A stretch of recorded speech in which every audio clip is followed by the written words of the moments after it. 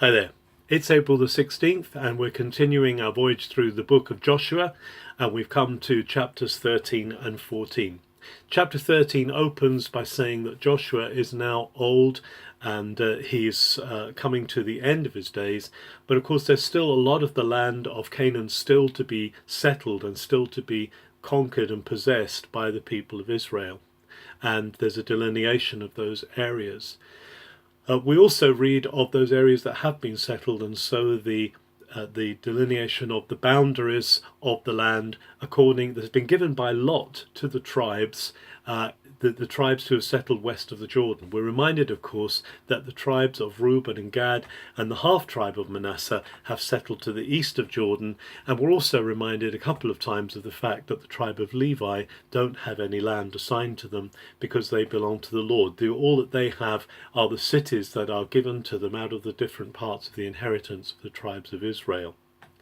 This continues on into chapter 14, and we read there a continued description of the layout of the land and of the allocation of the land by lot to the various tribes. But then at the end of chapter 14, there's a powerful story that we read about the character of Caleb. And Caleb has been with the children of Israel right the way through their tour through the desert, and is now one of only two people who has entered into the promised land. There's Caleb and there's Joshua. And Caleb now comes to the place where he is to be assigned his inheritance. At this point he's 85 years old, and he reminds Joshua that he was there 45 years before when Moses received the law from God on Mount Sinai. And at that time he also was one of the spies who went into the land. And they went into the land and saw they saw the grapes, they saw the fruitfulness, but the bad report that was brought back was there were giants in the land, these Anakim, these tall people who they couldn't overcome, as 10 spies said, although Caleb and Joshua said, no, God is with us, we can overcome.